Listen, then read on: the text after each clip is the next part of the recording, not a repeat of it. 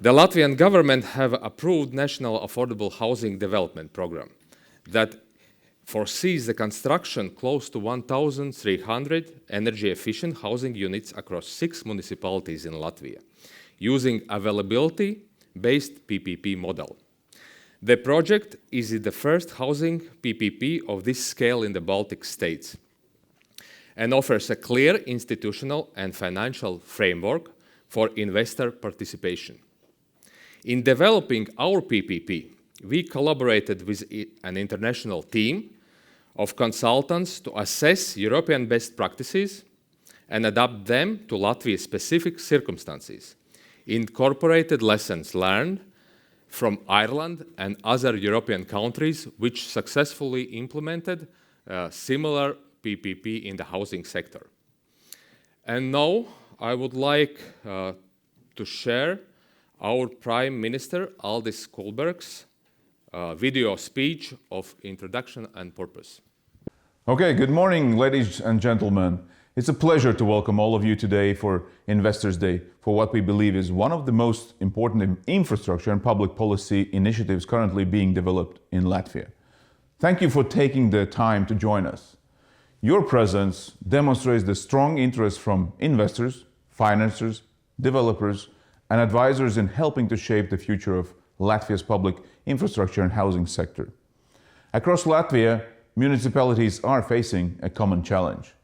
They need to attract and retain talent, yet the availability of quality, affordable housing often remains a significant barrier. Without adequate housing, economic growth is constrained, labor mobility is reduced, and communities struggle to thrive. The project will deliver 1,290 modern, energy-efficient and affordable rental apartments across 6 municipalities. These homes are intended for young professionals, key workers and their families, teachers, healthcare workers, police officers, private sector workers, and others whose contribution is essential to the functioning and growth of our society. At the same time, this project is a significant step forward in the development of Latvia's public-private partnership market. It is an opportunity to demonstrate that well-structured, transparent, and bankable public-private partnership transactions can attract private capital and expertise to deliver critical public infrastructure while ensuring value for money for taxpayers. Importantly, this project is being developed as a one-off balance sheet public-private partnership, allowing Latvia to mobilize private investment for public infrastructure while preserving fiscal space and ensuring appropriate risk allocation. For Latvia, this project has the potential to become a reference point for future investment housing, social infrastructure, education, healthcare, energy efficiency, and other sectors where public needs are significant and public resources are limited. We recognize that investors and lenders require more than ambition. They require certainty, transparency, and our commitment. Therefore, let me be clear. We are fully committed to this project and to this successful delivery. Significant work has already been undertaken to prepare this project. We are engaged with experienced advisors. We're closely working with municipalities and stakeholders and ensuring that the procurement process is robust, transparent, and aligned with the best practice. Today's event is an important part of this process. So, for Latvia, we don't have too many private-public partnerships. This is one example, which should be an example for future more and more. We do have an issue with municipalities where housing availability is an important factor for developing our export producers, factories, and our private sector to thrive. So it is very important that you step in and utilize this project, which was brought to us by European Investment Bank. So thank you, and I wish you a productive and successful Investors' Day.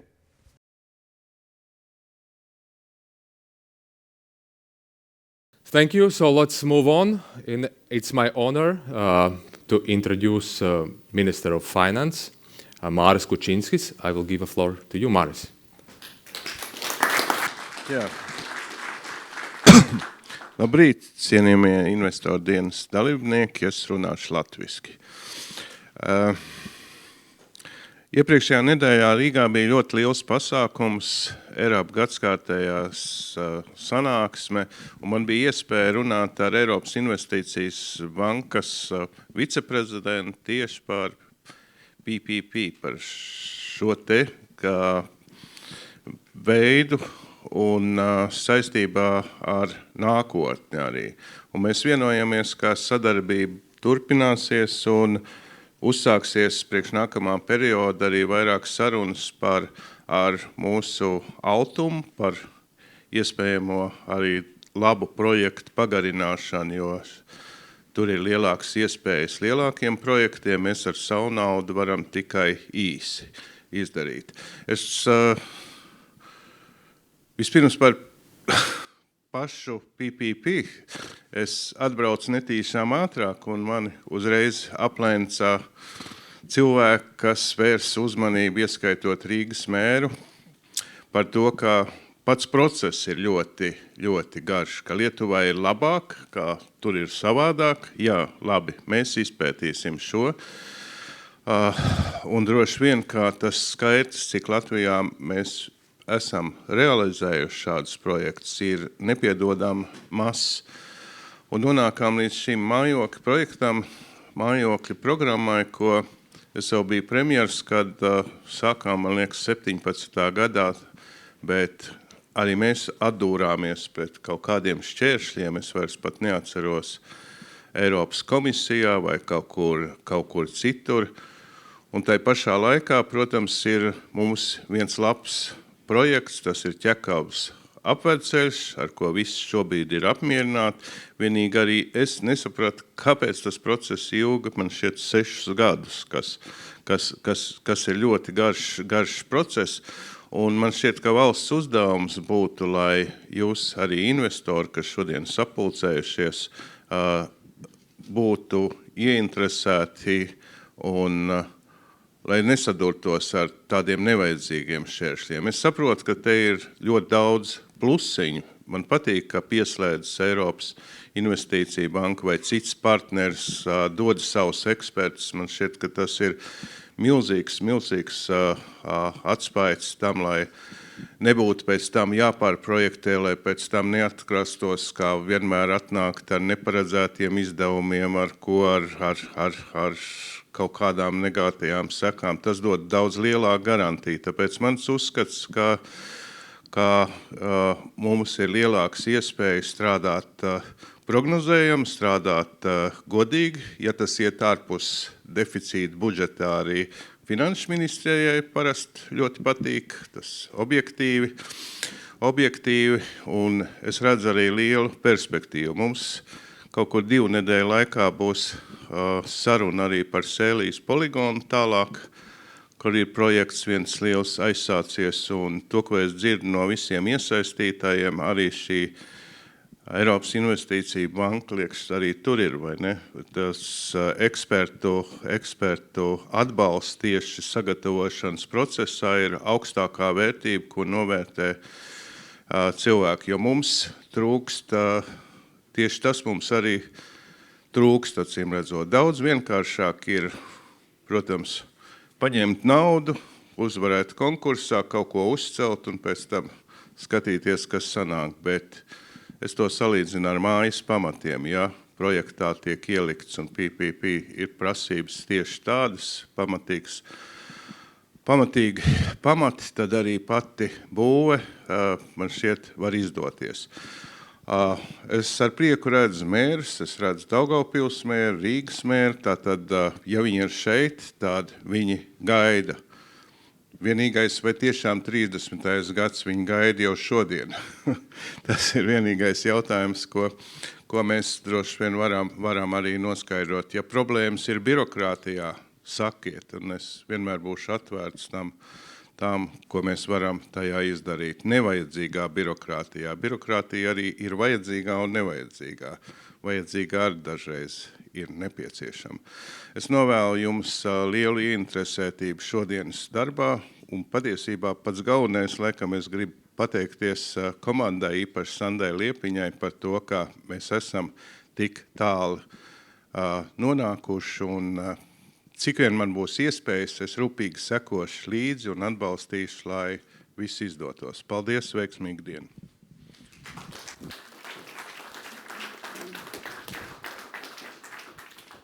Paldies, Māri. Thank you, Maris. And now let's move on, and I would like to ask to join on the stage our most significant partner of the program, Edward Ferguson from European Investment Bank. Please, Edward. Thanks, Renos, and good morning, Minister and colleagues and investors. I really just wanted to say a few words about the support that EIB has been giving to this project to date. It's already been mentioned, but I think we wanted to underline really how seriously we take this project. It fits into one of our strategic priorities in the bank. And so we started working with the government over the last 2 years, really, trying to make sure that the project was well prepared, well structured, using professional advisors to take this project to market.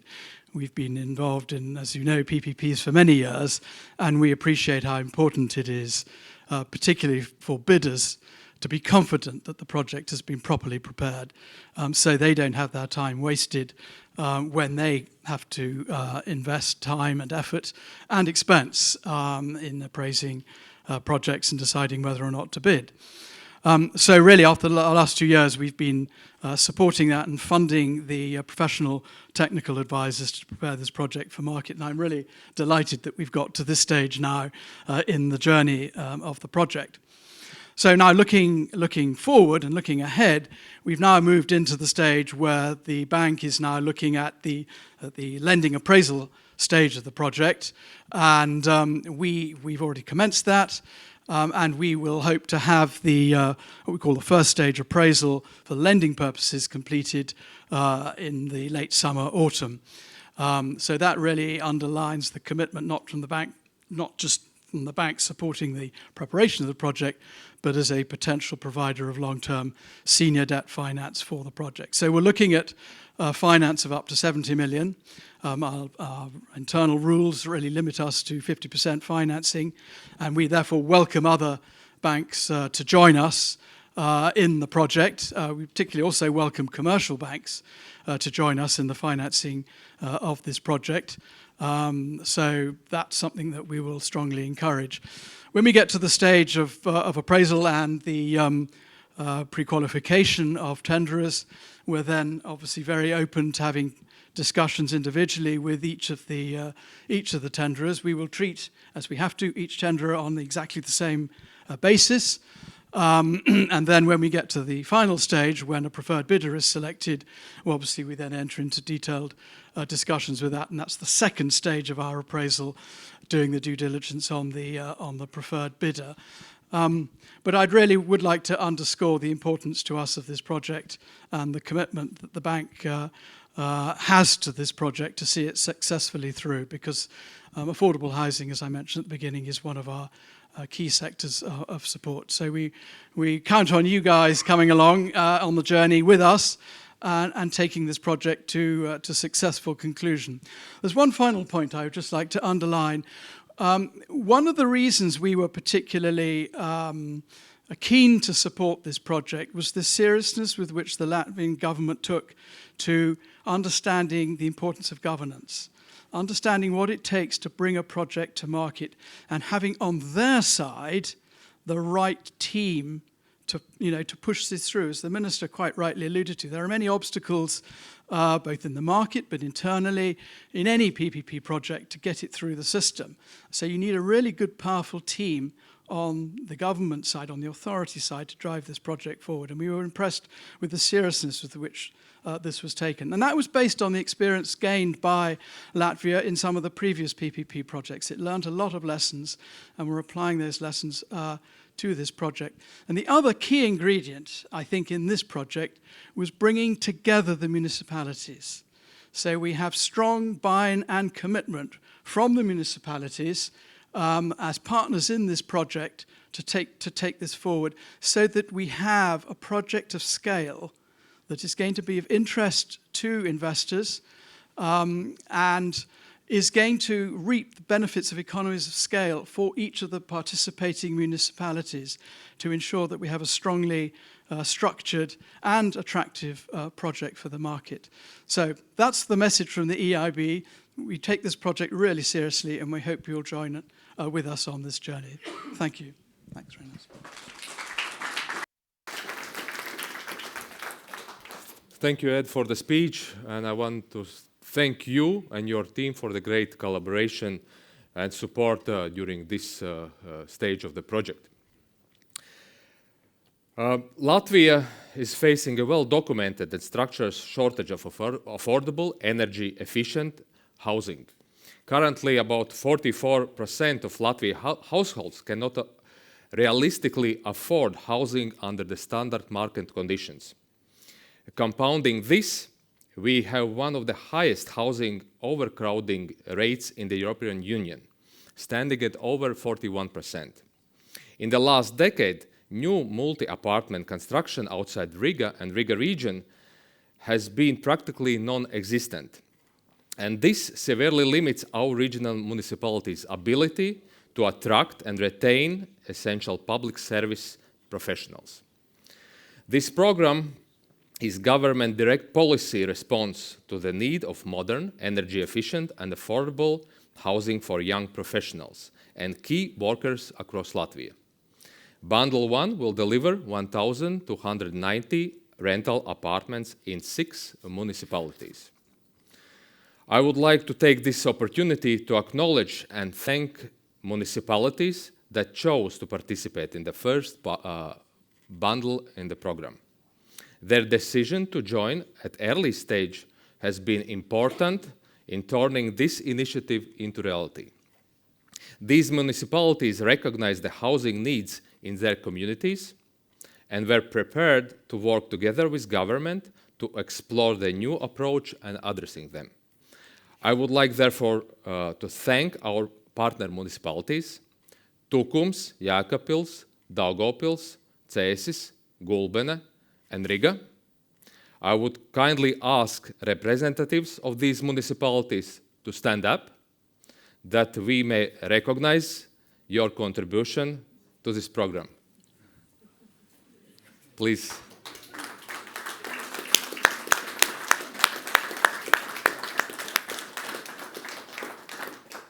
Thank you. The program has secured full mandate from the Cabinet of Ministers. Furthermore, agreements on joint participation in the project have been signed between state real estate and the municipalities. Our goal today is to provide you with comprehensive, transparent, and direct details on 3 crucial pillars of this project. First one, program objectives and policy rationale, why this project matters, and the structural demand backing it. Second, PPP structure, demystifying the financial, risk-sharing, and legal structures. And third, technical parameters, understanding the procurement timeline, construction scopes, and execution guidelines. In this session, throughout the day, we will run dedicated presentations followed by Q&A sessions, focused on financial, legal, and technical aspects. This is your forum to interact directly with the project team and municipal partners and financial advisors. From the practical part, so how to ask the questions. For those joining us here physically in the conference hall during the dedicated Q&A sessions, please raise your hand. We will bring you the wireless microphone to you, so both the room and the virtual guests can hear your questions clearly.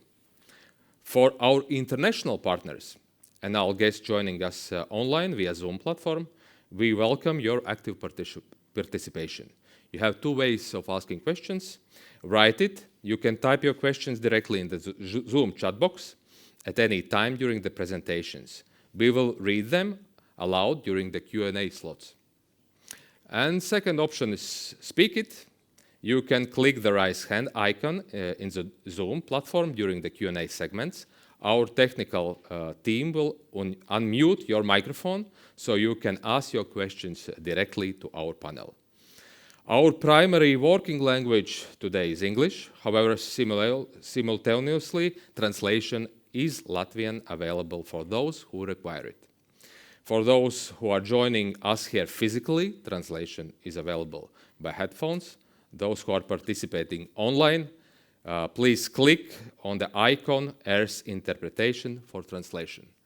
So let's do the deeper dive in the project, how this structural and organizational framework is put together. And now I will hand over the stage to our PPP program manager, Inga Pole.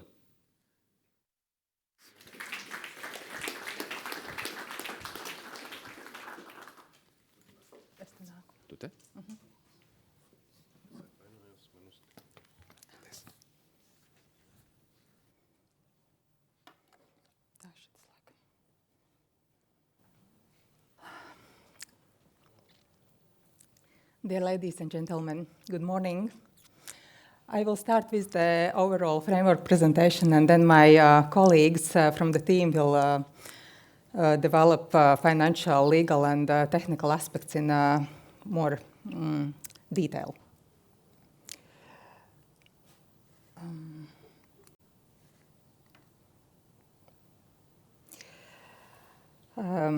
Our work on the affordable housing program started around 2.5 years ago in response to a growing need of affordable housing across Latvia. Over the past decades, very little new multi-apartment housing has been built in regional cities, creating a significant challenge for employers seeking to attract and retain qualified professionals. Even in Riga, where residential development activity is comparatively strong, there remains an underserved segment, professionals who are priced out of modern energy-efficient housing, thus also in the capital, creating demand for affordable, high-quality rental accommodations. The shortage is especially acute in sectors that are critical for regional development and public service delivery, including healthcare, education, public administration, as well as private sectors like engineering and manufacturing. Okay, I see that presentation is moving.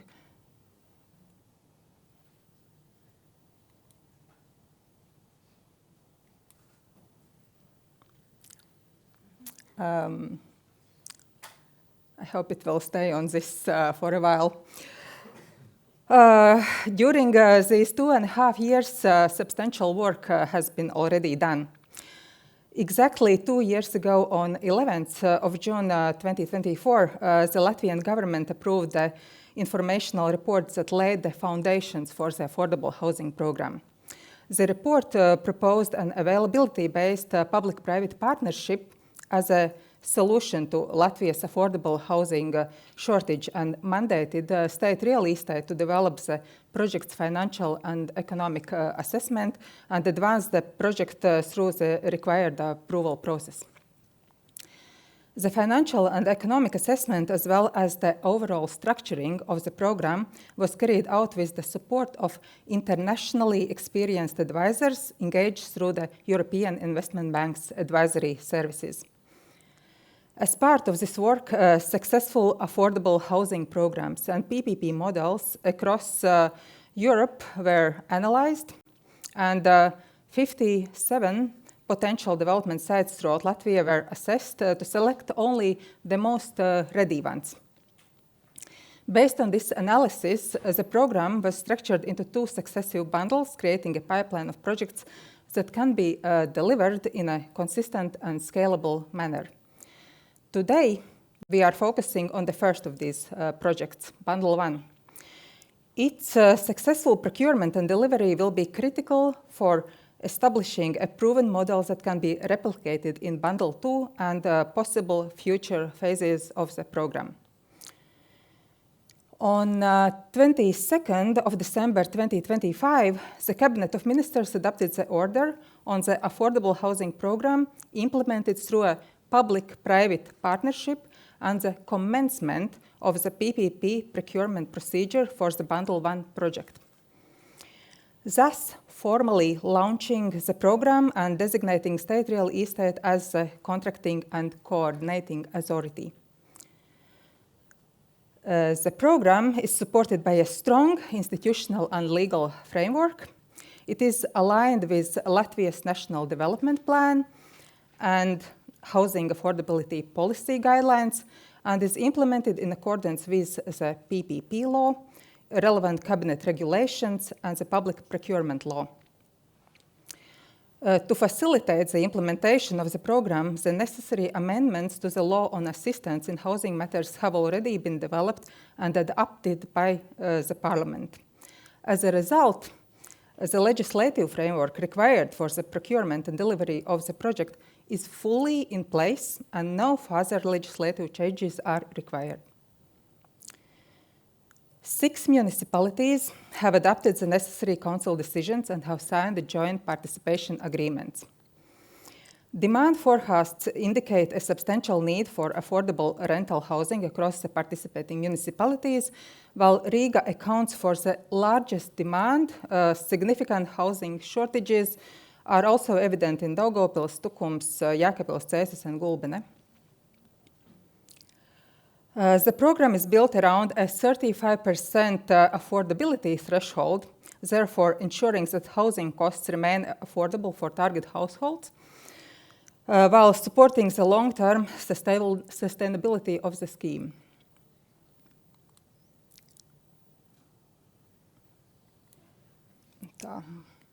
Okay. So general project facts. Bundle 1 comprises 1,290 residential units across 6 municipalities and 8 locations, representing an estimated capital investment of 128 million euros. The project will be delivered under a 27-year availability-based PPP contract, including a 2-year construction period followed by 25-year availability phase. The procurement process is scheduled to commence with the publication of the tender at the end of August 2026. 3 weeks before the publication, a prior information notice will be published. Following the qualification stage, qualified bidders will be invited to submit initial bids, after which 3 bidders will be shortlisted. The procurement will progress through the best and final offer stage, with negotiations with the preferred bidder expected to be selected in July 2027. Contract execution and financial close are targeted for December 2027, allowing construction to commence in early 2028. The construction phase is expected to be completed by the end of 2029, after which the project will enter the long-term availability period extending to 2055 and be finalized with the handback. The procurement process, including the qualification criteria, will be covered in much more detail in the legal aspects presentation.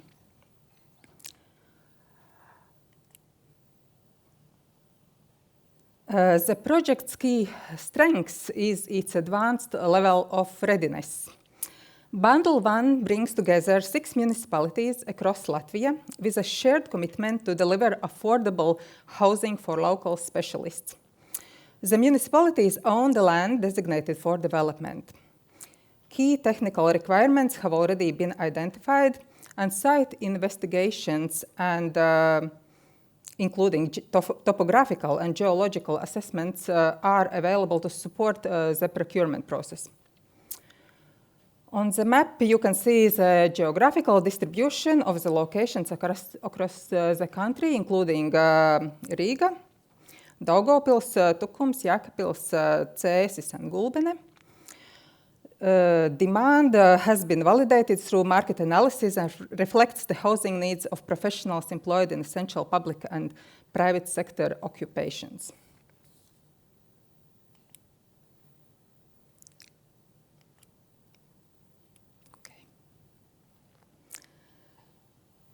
This slide illustrates the roles of the key stakeholders. At the center of the structure is the project company or PPP co, which will be responsible for the design, build, finance, operate, and maintain obligations under the DBFMO contract.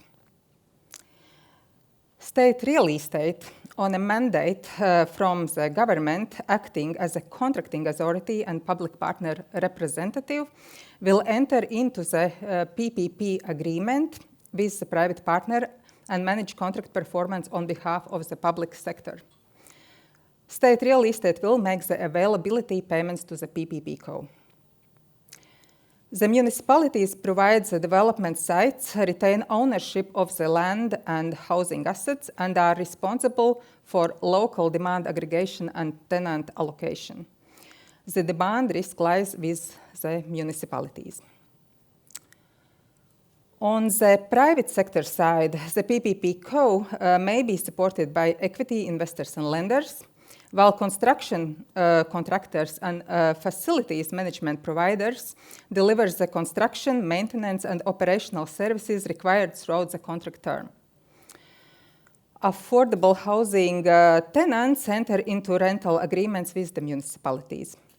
The structure has been developed to provide a clear allocation of responsibilities and risks supported by long-term contractual arrangements and committed public sector counterparties. And for those who are wondering if these presentations will be available after the event, they will be available. So no need to, I imagine maybe somebody is not seeing all the little arrows.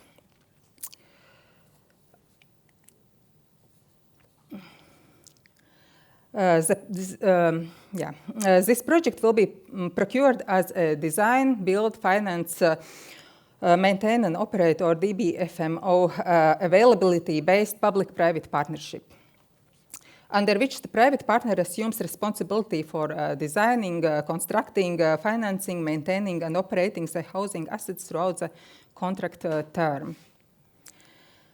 The private partner will undertake full responsibility for architectural and technical design of the residential buildings in accordance with the technical specifications and performance requirements established by the contracting authority.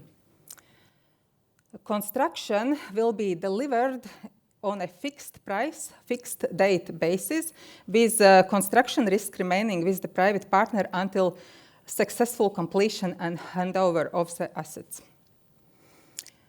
The financing of the project will be arranged and provided by the private partner. Availability payments will commence only once the housing units are completed, available for use and meet the required performance standards. Throughout the 25-year availability period, the private partner will be responsible for planned, reactive, and life cycle maintenance, ensuring that the housing assets are maintained in accordance with defined performance requirements. The operational scope focuses primarily on facilities management and tenancy administration. Following tenant approval by the municipalities, the private partner will manage lease administration, invoicing, rent collection for the municipalities, and day-to-day property management activities. All these aspects will be covered in greater detail during the following presentations.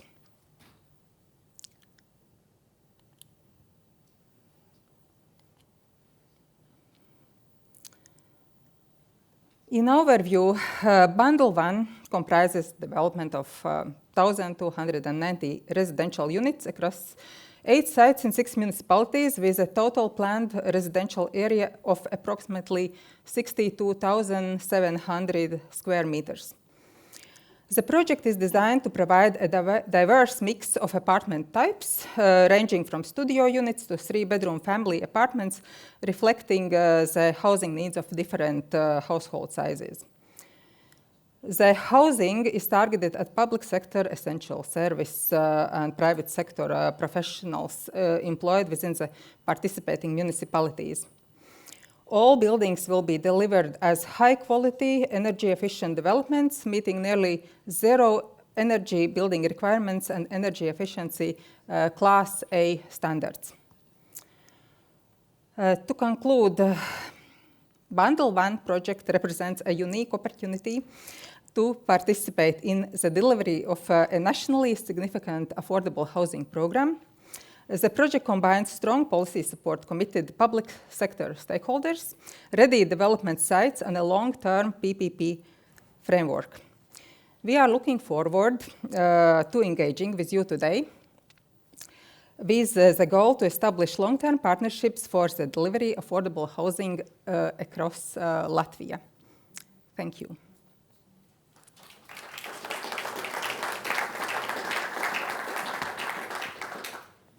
Thank you, Inga, for the program structure overview. And now I would like to ask to join on the stage project financial team to share us more details on financial part. Please.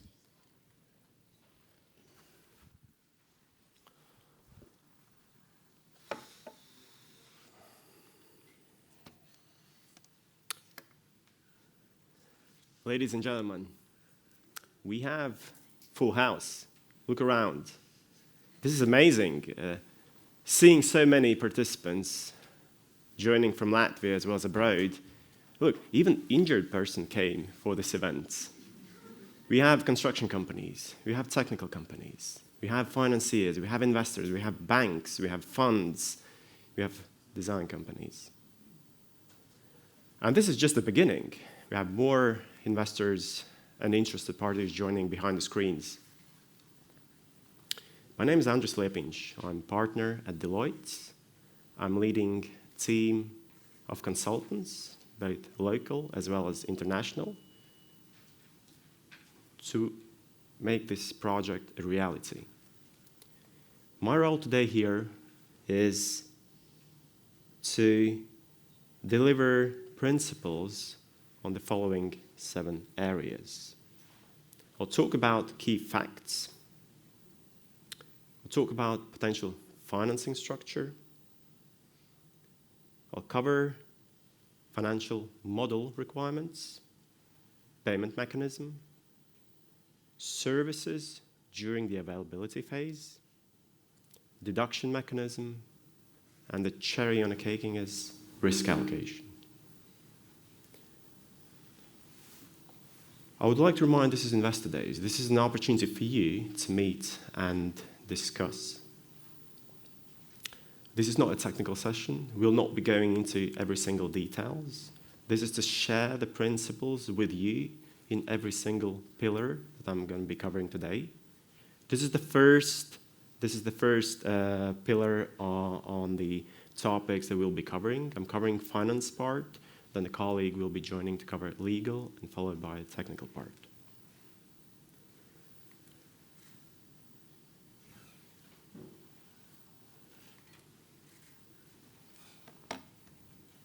Key facts.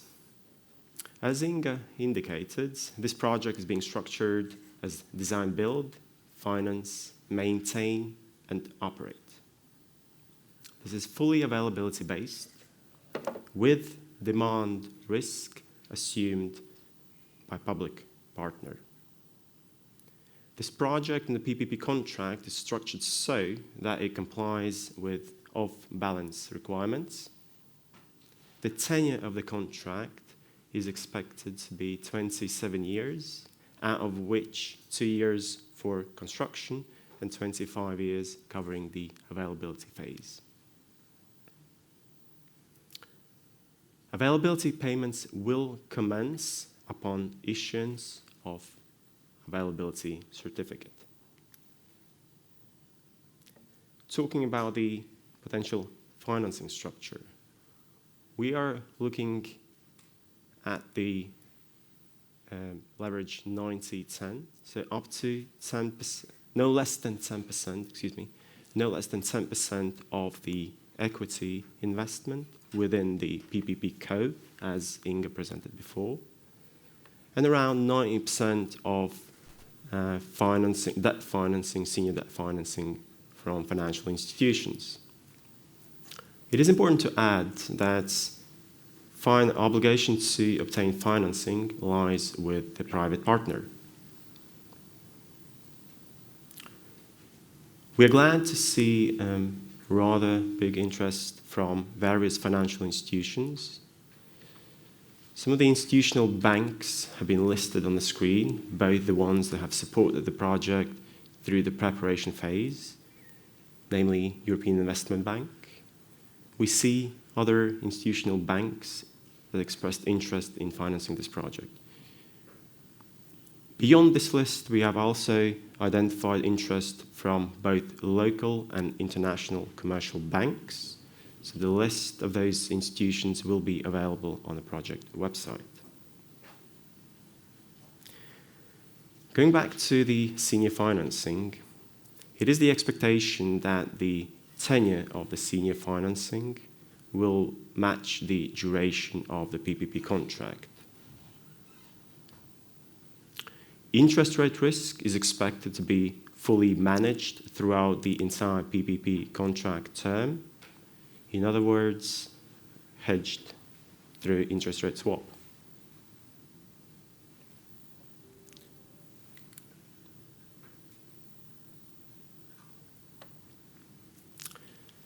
Let's dive into the requirements for financial model. Let's pay attention to the outputs. The results of the financial model, the product of the financial model, is your proposal as a private partner of gross availability payment.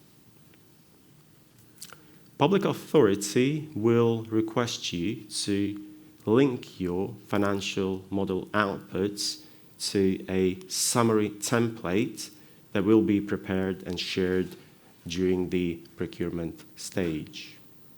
Financial model, naturally, will consist of a balance sheet, profit and loss statement, as well as statement of cash flows. Model will have to be developed on a per location basis, which further aggregates into the project level. My colleagues will talk in more details what is the expectation towards the submission of the first bid and best and final offer. There will be different approach towards the inputs taken when we look at the first bid and best and final offer. Assumptions will have to be defined and justified by private partners. Gross availability payment is all-in cost, follows the all-in cost principle, so which means that you will have to cover capital expenditure, operating costs, funding costs, admin expenses, risk management costs such as insurance, tax payments, and other. There will be several requirements defined on a project level when it comes to accounts. The two examples that I mentioned here as well, debt service reserve account and major maintenance reserve account. When it comes to ratios, especially important for the financing structure, there will be at least two ratios defined that you have to comply with. It is debt service coverage ratio and loan life coverage ratio. Important to add that these are the minimum requirements defined by public partner. And since the responsibility to attract financing lies with a private partner, it means that the requirements will be also dictated by, may be also dictated by financiers. So what are the main principles of the financial model? First off, responsibility to develop financial model lies with a private partner. Public partner will develop a clear guidelines, set of rules that the private partner will have to follow when developing financial model. Financial model and the financial offer will have to be submitted both at the initial bid as well as best and final offer. As mentioned earlier on, assumptions will have to be justified and substantiated by private partner. This follows the gross availability payment follows all-in cost principle. So all costs will have to be covered by gross availability payment. Financial model needs to cover the entire duration of the PPP contract, which is 27 years, 2 years for construction, and 25 years for the availability phase. Let's move on to the payment mechanism. As mentioned early on, based on the calculations done during the financial and economic appraisal, estimated capex is around 128 million euros.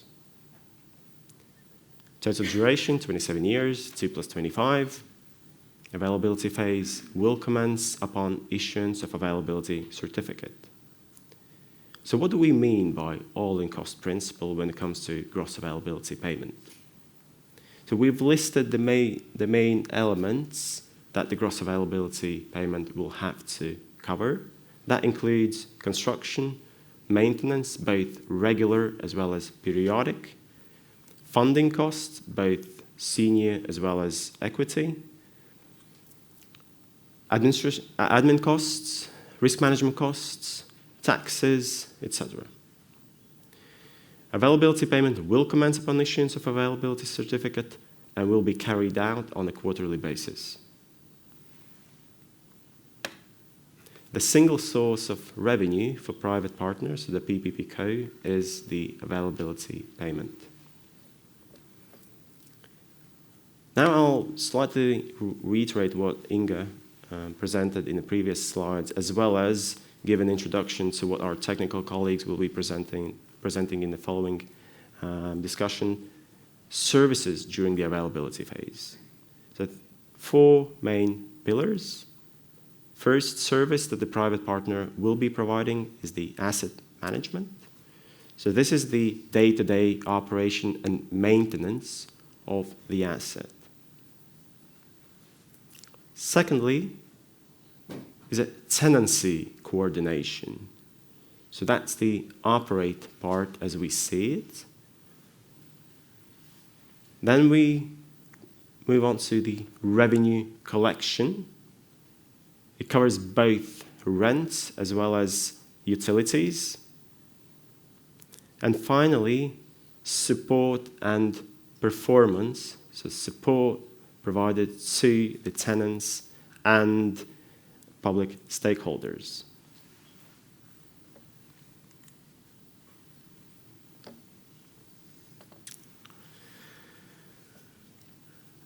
Payment deductions. We are jointly building a PPP market here in Latvia. There's one PPP that has successfully been delivered, which was mentioned by several presenters before, Jākava bypass. So we are continuing to follow these principles. So first, since the project needs to meet off-balance requirements, it has to follow the principle of zero availability, zero payment. Deduction consists of 2 main elements.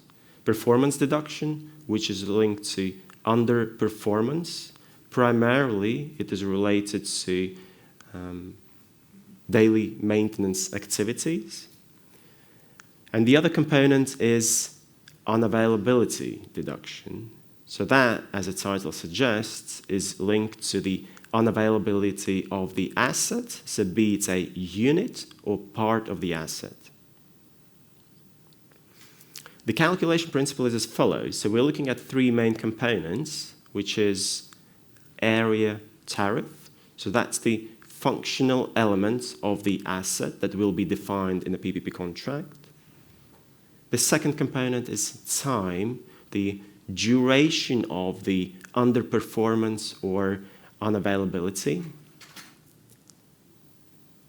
And the third one is the severity, so that's the adjustment for the importance of the, or the significance of the either underperformance or unavailability.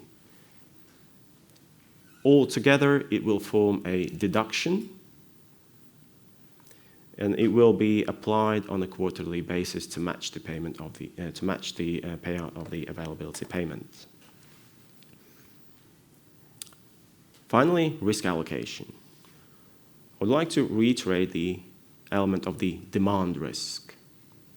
Although the private partner will be responsible for the tenancy management, I would like to re-emphasize that the demand risk will be fully assumed by public partner. Construction costs.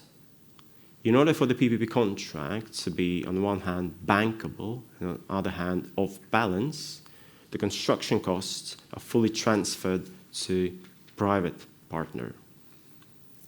With exception, we do see and we do observe what is happening currently in the market, and hence severe and unforeseen circumstances in the market may be compensated if they are reflected in the CapEx construction cost increase. All these compensations, if these provisions exist in the PPP contracts, will have to be fully compliant with Eurostat requirements, not to jeopardize the off-balance treatment. Operating performance, so that's what we talked about earlier on. So the services that the private partner will be providing is fully transferred to a private partner. Planning and permitting, we are saying this is a partnership, so we are forging a partnership. Hence, the public partner will facilitate the process to successfully complete planning and permitting, but it doesn't mean that the public partner will assume the responsibility. So a responsibility to obtain necessary permits will lie with private partner. More details will be presented during the technical discussion. And finally, the indexation.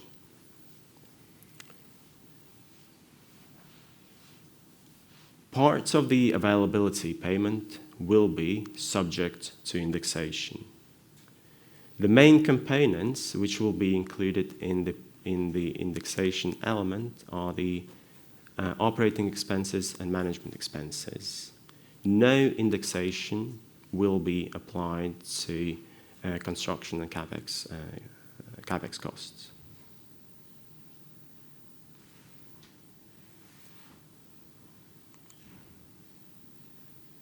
Even in slow motion, that is it from me. So we are now opening floor to Q&A. So we have around 20 minutes to take questions either from people in here or remotely.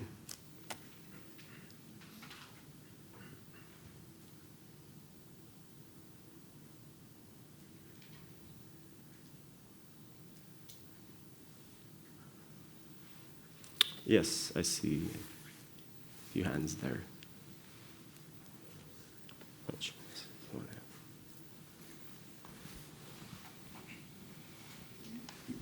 Thank you very much, Raphael Edberg from PIMCO.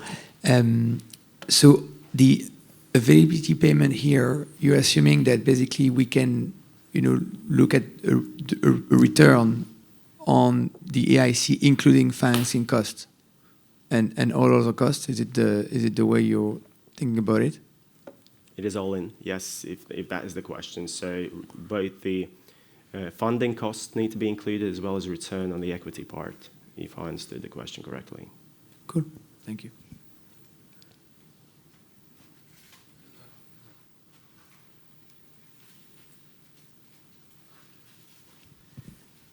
Hi, good morning. Hugo Silveira from TEC. There was a presentation distributed before the event, and in some page that I cannot identify, there is something called rent setting, which says this doesn't exceed 50% of total availability payment. I would like to understand what is this mechanism of rent setting and what are your thoughts? Thank you. Yes, thank you. Well, there's been enormous work that has gone in preparing this project for the procurement. And as part of the first step, together with the European Investment Bank, the financial and economic calculations were prepared. As part of that step, there was a amount of the rent has been defined to meet the requirements of the affordability. That number that you see in the project leaflet is linked to the outcome of that calculation. I'm afraid since it's not a technical session, we'll not be able to go into more details. However, if you look from the risk perspective for the private partner, it shouldn't be, again, I'd like to reiterate that by no means any changes in that percentage would lead to change or deduction in the gross availability payment.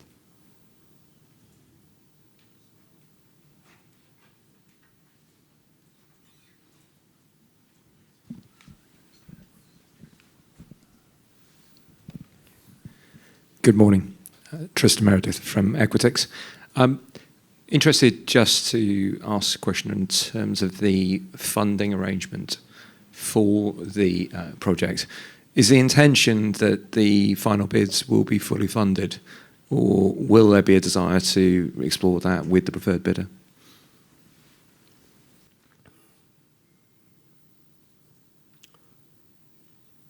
If I may clarify the question, so is it in relation to a commitment of the financiers or anything else that lies behind this question? Okay. So the gentleman was asking about at what stage do the financiers need to come with a committed financing. For the equity part, we can indicate at this stage that the first bid is the time and place when the commitment for the equity part needs to be in place. Technically, on the debt side, which is a senior financing, the risk needs to be assumed by private partner. So which means that if this is something that the private partner is willing to assume and leave the commitments for the later stage, it is the responsibility of the private partner.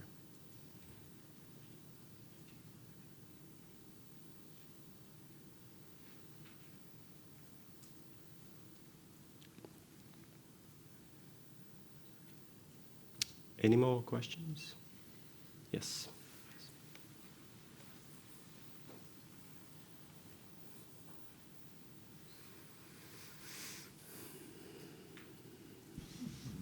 Hi, Mark Moore from Invisis.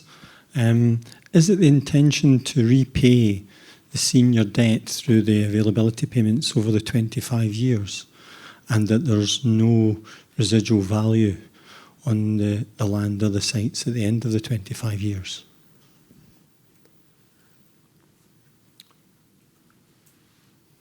Well, if we wind back to financial model requirements, so the requirements that will be defined is that the tenure, so we don't envisage the refinancing risk within the term of the PPP contracts.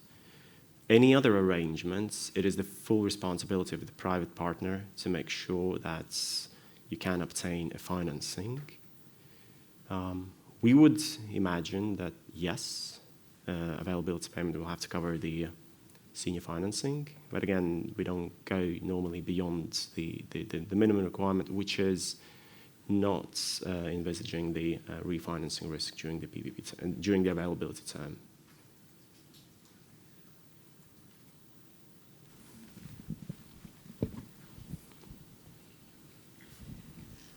So what happens after the end of the 25 years?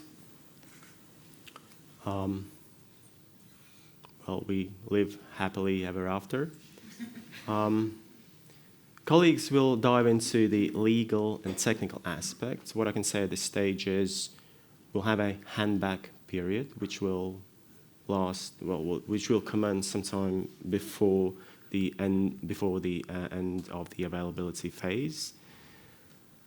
It will be followed by a full handback, so of the assets to a public partner, and with certain exceptions, the PPP contract will be completed. But like, could it be renewed? Like, do you foresee that you will not need the units anymore? If the PPP question is if PPP contract can be renewed after the 25 years of the availability, I don't think we can comment at this stage. So it's not envisaged at the moment. So which is why when the private partners are bidding, it should assume that the term of the PPP contract is as indicated on the slides.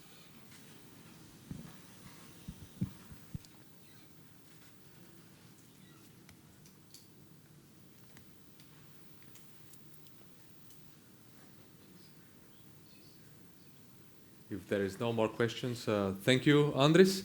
Do we have questions from online participants? Okay, so thanks a lot, everyone. Currently, let's take a break for half an hour, and we will continue 11:35. Let's use this time for networking and as a coffee. Thanks.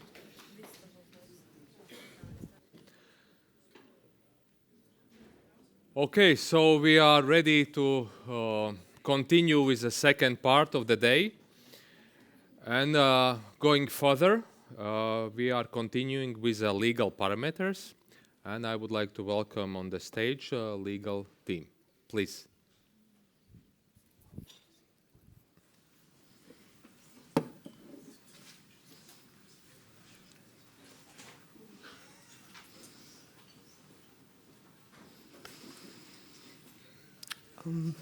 Hello, everyone. Nice to see that you all have had nice and tasty coffee and you are ready for the next session. My name is Dace, and I am owner of law office Lark Law, and I am supporting Deloitte in putting all this project together and hopefully making it successful and nice sample, not only for Latvia, but also maybe potentially for some projects abroad. So to start with, I would walk you through the timeline. We hope to announce tender at the end of August or early in September this year. This is why we are having these investor days now. What is important to note is that at least 3 weeks before the announcement, we will be making special flag and special notice in VNI homepage showing you that we are following the plan and announcement is approaching. Qualification period includes submission of qualification documents and review of them. And we hope to complete it by December. Qualified bidders will be invited to submit initial bids. And this is the first place where I would stop for a bit of explanation. In case there are more than 6 applicants, we will be scoring your qualification documents. However, if there are up to 6 applications, no scoring will be applied. So everyone who qualifies will get through and will be invited to prepare initial bids. On the coming slides, I will be explaining how this scoring will be applied in case it is necessary. Then from December until April, this will be a period during which we will expect you to prepare your initial bids, including technical and financial bids. Also, this is the period where we kindly invite you to go through the PPP contract and prepare your suggestions and topics for discussion. during negotiations. And finally, when we receive your initial bids, this is the first place where we officially say that we will be evaluating these bids, and not more than 3 will be allowed to participate in negotiations. Again, scoring and evaluation will be covered in the coming slide. After that, when we are saying who are the 3 lucky ones to go to the negotiations, we have this period of negotiations which will take place separately with each of the candidate. We value your input, and we are ready to take care about your commercial secrets. And this is why these negotiations are taking place one-to-one, not for all of you together with the Procurement Commission. So this will be our task to ensure that the process is transparent, even if conducted in this manner. We have already gained some small experience before. We know how to handle this issue, so we would appreciate that you simply trust us on a word, and then when times come, we will demonstrate it with the work. Negotiations will be finalized with instructions for you how to prepare your best and final offer.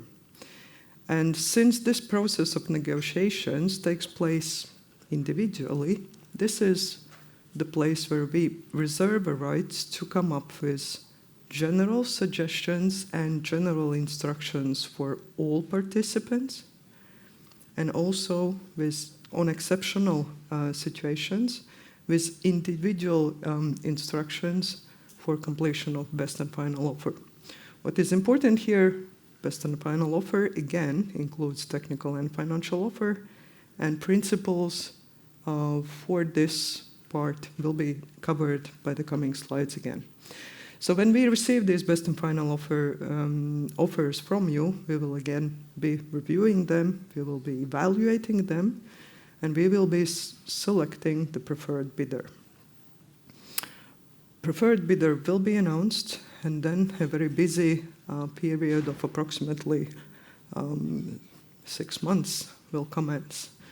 During this time, you will have to undergo technical, financial, and whatever other due diligence with your selected financiers. Procurement Commission will be in discussions with the financiers about direct agreement. This is the period during which the preferred bidder will be expected to receive construction permits from municipalities, so that when you enter into the contract, you already have them. And this is the time where state real estate and all other engaged public side representatives will be putting their efforts together to combine and prepare a special report to the Cabinet of Ministers to get final approval and final decision that public partner is allowed to assume these financial responsibilities and enter into the PPP contract. So in some very general words, this is about the timeline, and sorry, just to highlight, bid bond will be required twice during this period. We are not asking for bid bond during the qualification period, but we will be asking for bid bond for the first time when you are submitting your initial bid, and for the second time when you are submitting your best and final offer.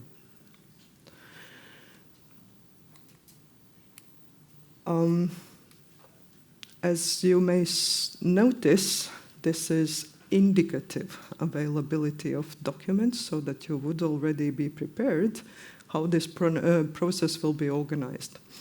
So at the time when we announce tender, meaning qualification phase, you will receive qualification regulations both in Latvian and English language for your convenience.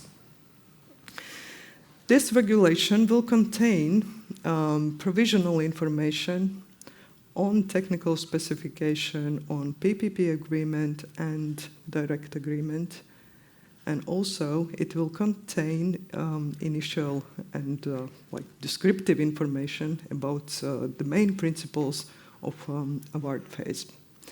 However, at this moment, PPP contract, draft, direct agreement, and technical specifications will not be attached to the qualification regulations. And only those who will receive invitations to prepare initial bids, together with the invitation, you will receive award regulations, again, for your convenience in both languages, English and Latvian, except for the technical specification. Due to the problems with terminology, we are not prepared to take the burden of translating, and technical specification will only be available in Latvian language. PPP contract, direct agreement will be available as drafts in both languages. And as explained already before, after negotiations, these general and individual instructions for preparing BAFO will be issued again, most probably in both languages, except if there are some technical aspects covered. Qualification process in general, so there will be 2 slides on this. The first one, as I said before, anyone who feels interested and able to qualify is kindly invited to submit qualification documents. If there will be more than 6 of you, as I said, we will be scoring your qualification documents. If this is not the case, we will not be scoring you. And we will invite those who have qualified and complied with all requirements, we will invite you to submit your initial bids.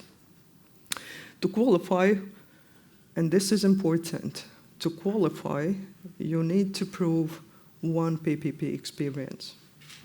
And I'm stressing already now, this 1 PPP experience will not be the one used for scoring in case there are more than 6 of you. You can read out the requirements yourself. You will be receiving these presentations, but in general, it is important for me to stress that 1 PPP experience is mandatory to qualify. You have to prove that you will be able to provide equity at least 13 million euros. And then we will be looking at either turnover or assets under management, depending on your profile, for those who want to qualify.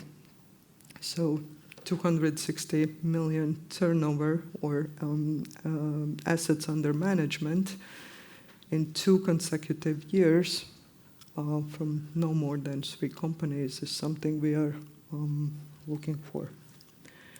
The next one, construction experience and design experience, why we are singling it out, is that we are interested in a very qualitative negotiation procedure.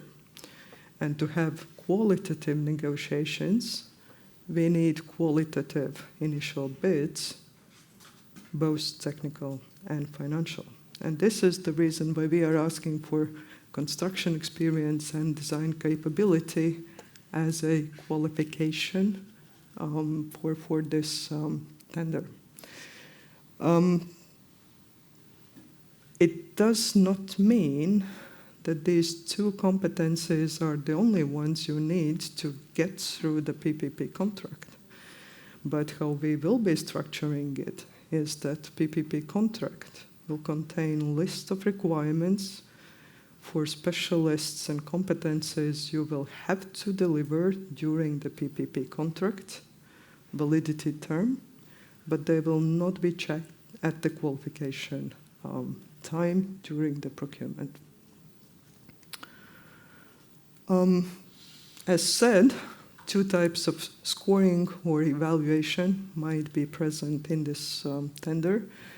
In case there will be more than 6 of you applying for qualification, this is the prospective scoring prepared by us. You can cover it with either 1 or up to 3 PPP projects experience. And I'm stressing once more, the one you use to qualify is not the one you can use here. Points or assessment or value of each of these 4 aspects will be in detail available in the qualification regulation. But in principle, we will be scoring your previous experience with accommodation type PPP or concession project. It should be availability based, and if this availability period is already running for more than 5 years, you are getting additional points. CapEx of more than 150 million euros, and DBFM, DBFMO type project. When we speak about evaluation, which will be applied to the initial bids and to the buffer bids, evaluation formulas, again, will be disclosed fully in tender regulations, but they will circle around PPP contract value, availability date, and presumably some other factors. Negotiations, as I said, no more than 3 will be invited to negotiate, but during this process, you will have a unique opportunity to consult with the construction boards of all 6 municipalities. It will be the free choice. It's not mandatory, but it will be free choice of private partner. You can consult with any one or all 6 municipalities, depending on your choice. And what is important is that you submit your questions you want to clarify with the municipalities to the procurement commission. And then the process will be coordinated. You will be able to receive these consultations, both in written form and, if required, some limited time for online or in-person meetings will be granted. Everything else I already covered, except the last line saying that when you prepare your initial financial bid, please keep in mind that when you will be preparing your best and final financial offer, your financial offer can only go downwards, not upwards, except if during negotiations you are required to add some additional work which was not calculated in your initial bid.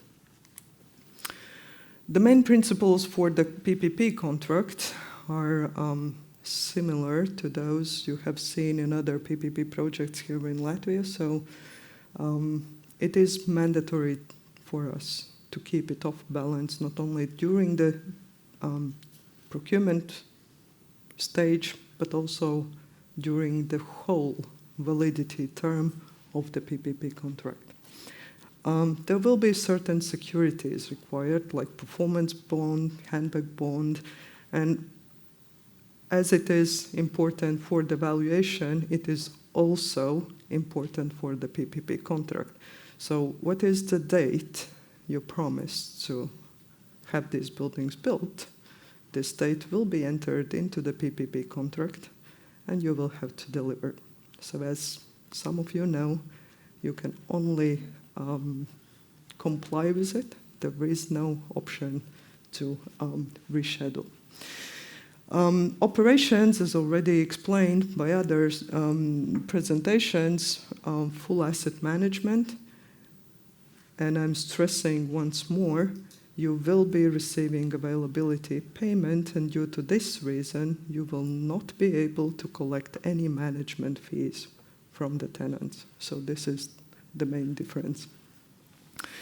There will be additional services which may be required on demand if needed. And these include debt collection for rent and utilities.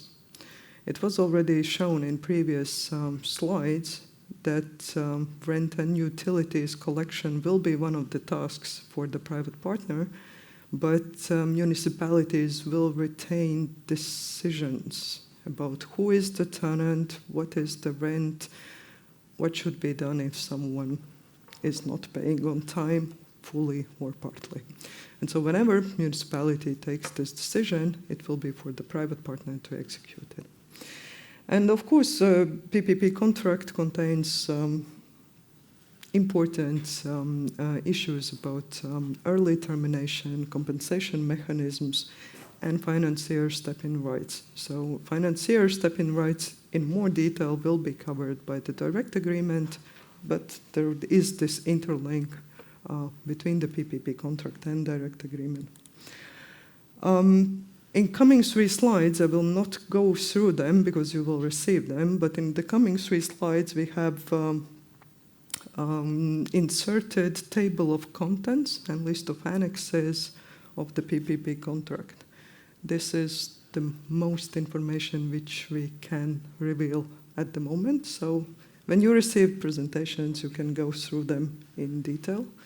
And as you see, content of the contract is rather impressive and long, and no doubt 25 annexes will also be some literature for you to study. And finally, about clarification about the roles and responsibilities. So as said, state real estate will be the one signing contract, PPP contract with the private partner. Municipalities will not be signing parties of the PPP contract, but municipalities will enter into special agreement with the state real estate. And this interinstitutional agreement will be coordinating all issues related to the engagement of municipalities in this project. So in essence, private partner will have no direct contractual links with municipalities. And state real estate will be responsible for managing all relations with municipalities. Again, we are stressing that this payment flow, like collection of rent and utilities, will be the task of private partner. But immediately, as you will receive these payments, you will be forced to transfer them to the respective municipality or utility providers. So this is not a part of your availability payment, and it will not stay in your bank account longer than necessary. As it was explained by my colleagues before, availability payments on a quarterly basis will be paid to you irrespective of the amount of rent and utilities collected. And the only thing how you can lose any sum from your availability payment is deductions for unavailability or failure to comply with some requirements.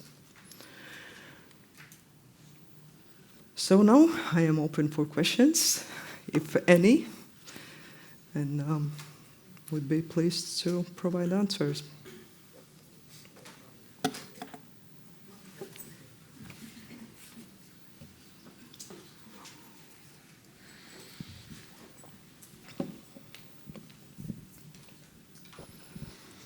Thank you, Dace. My name is Valentin de Boef from Loyens & Loef.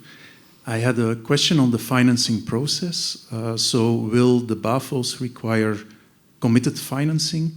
And can you explain us a little bit more about how the financing process is envisaged.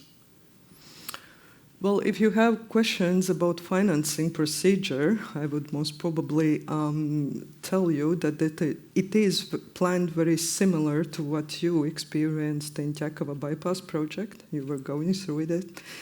And committed financing at Buffalo means, as Andres already explained during previous session, it means that when you are submitting your best and final offer, you will have no chance to change it. So responsibility for the correctness and trustworthiness of these figures is private partners' responsibility. When you go through the due diligence process with financiers, public partner is not engaged in any requirements posed to you by the financiers. So we abstain from any comments from that perspective, because this is something which is totally out of our control and competence. So whatever will be asked by the financiers, you will have your choice to be made, whether you comply it or you lose financing. So from that perspective, I would say that giving your best and final offer is actually a very important thing. You will not be able to change these figures later.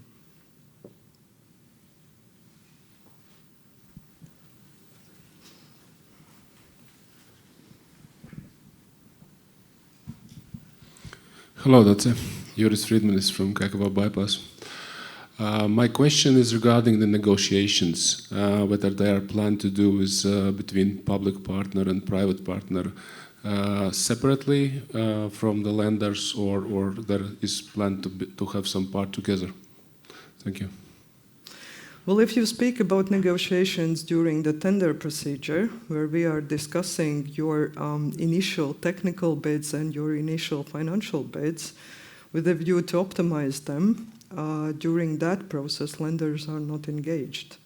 But if you speak about negotiations at a later stage, where public partner is discussing and negotiating direct agreement with the lenders, since private partner might become to a very small, limited part, but still might become a party to this agreement, then in a very limited way, you may be invited to these negotiations if we see it fit. But I cannot promise we will see it fit. Hello, Kasper Mäkinen from YIT. The final evaluation criteria, was it based fully on the availability or the gross availability payment, or is there some other evaluation criteria who is finally selected? Yeah, I will show the slide once more. So evaluation criteria for initial bids and for Buffalo are the same. Okay. And this will be a formula assessing your suggested or your offered PPP contract value. It will certainly consider availability date promised by you. And, as said, presumably some other factors. At this stage, we are not disclosing the ratio or the formula itself, but these are the components based on which we will be equally assessing initial bid and buffer. Okay, and on the availability date, so the municipalities are willing to start the contracts at the presented availability date by the private partner. So if it's earlier than end of 28, it's okay. It's your plus. Yeah. Right. But the thing is that you will have to comply with it. Of course. Yeah, you will face financial and some other difficulties if you don't. Yeah. But yeah, this is your strategy to win. Thank you.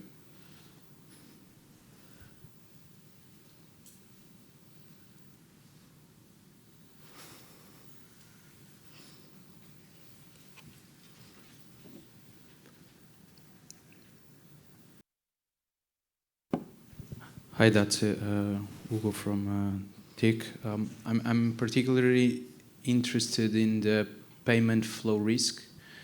I understand that that is a service that the private partner needs to provide, included in the contract, but then So the real collection, if someone doesn't pay, is it included in the deductions on the performance? And so it's fully, so it's a service included, but it's a risk passed completely to the grantor. Yes, exactly, because you will be asked to provide your fees for that, and as I said, this is on-demand service. So if this is required, we already know what is the fee from your side for doing it. But you are not taking responsibility, or you are not suffering some deductions because of the fact that someone didn't pay his rent or for utilities. Very clear, thank you.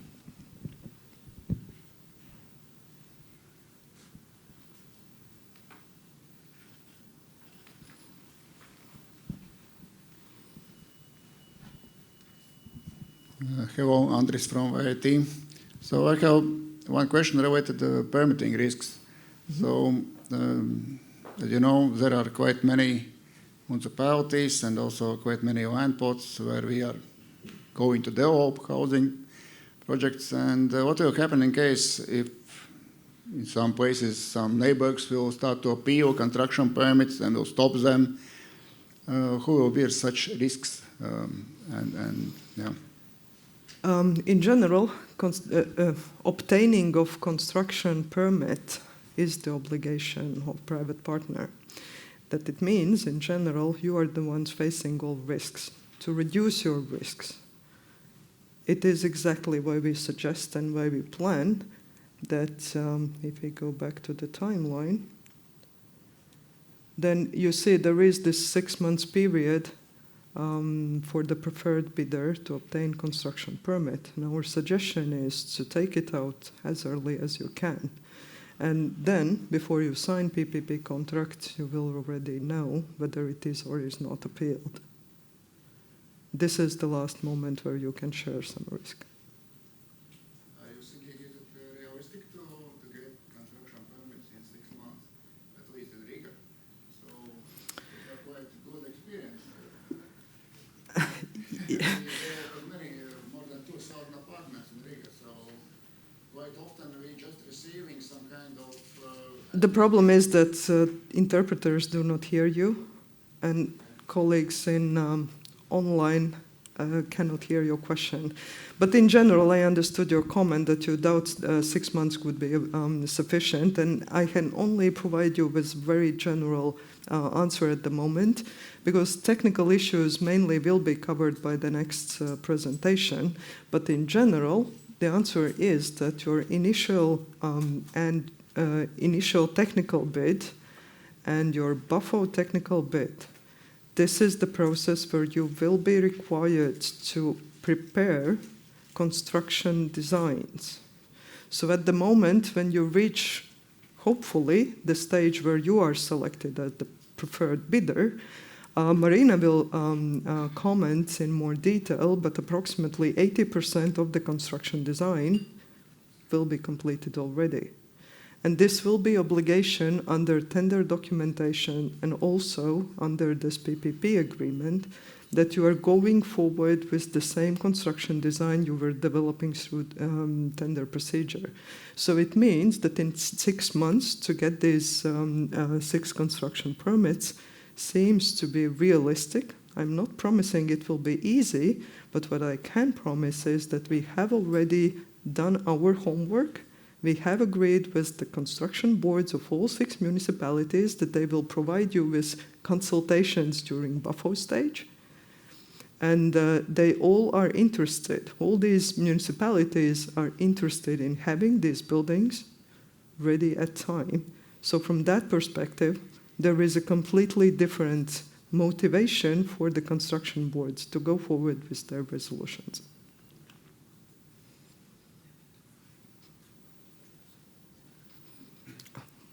One more question. Oh, okay. Thank you. I'm Reins from Pilar.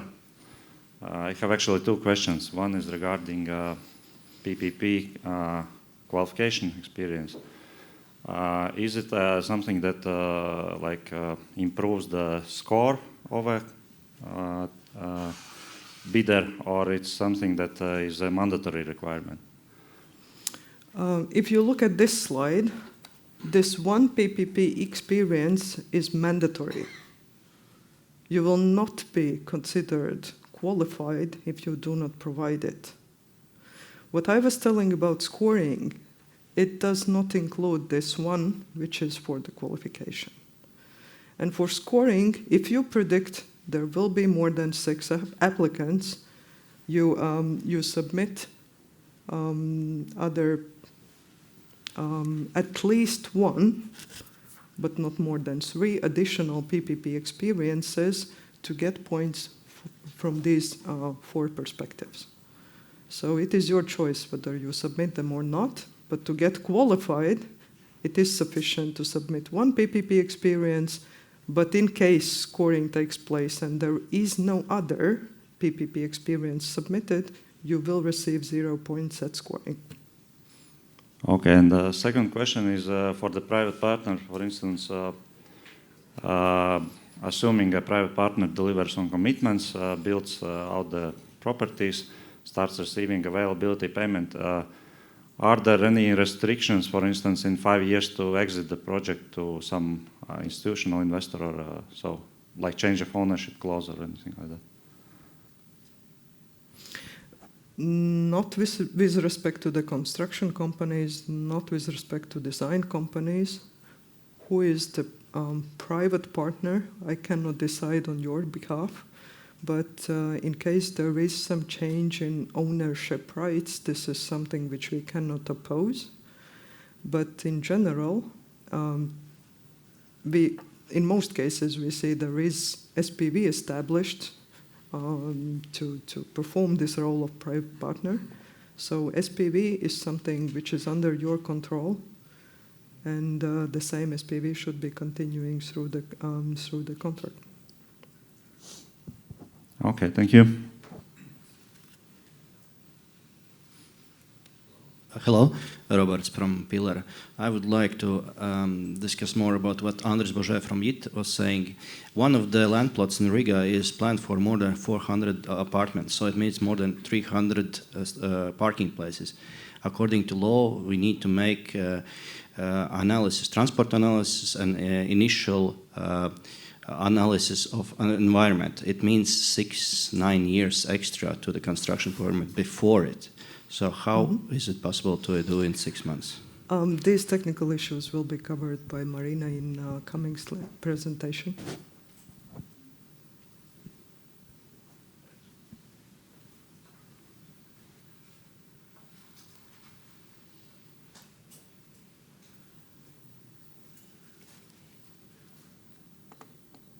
Do we have any questions online? Okay, thank you, Dace, for presentation and as well for the answers.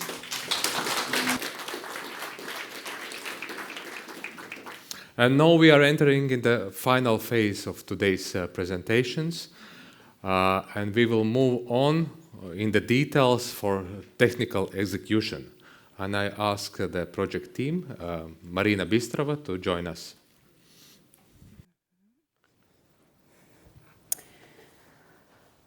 Ladies and gentlemen, my name is Marina Bistrova. I'm representing State Real Estates, and I will be talking about the last but not the least important issue, like technical parameters of the PPP project.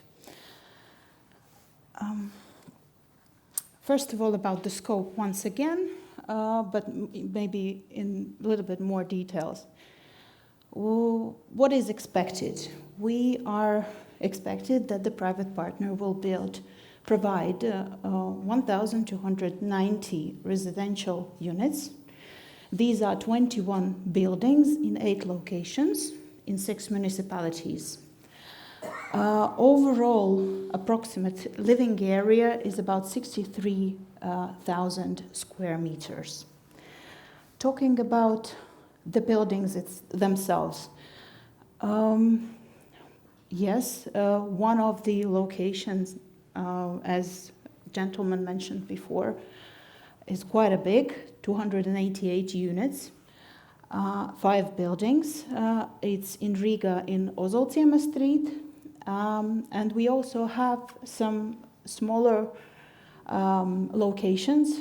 For example, Gulbene, only 50, but very much needed and very much expected. Talking about the mix of the unit types overall on the project. In Riga, for example, very much needed smaller apartments. Smaller apartments are needed, like studios and one-bedroom apartments. However, in other municipalities, bigger apartments are required more for the specialists. You may see it on these diagrams. I would also need to tell a bit more about the locations for on all the project.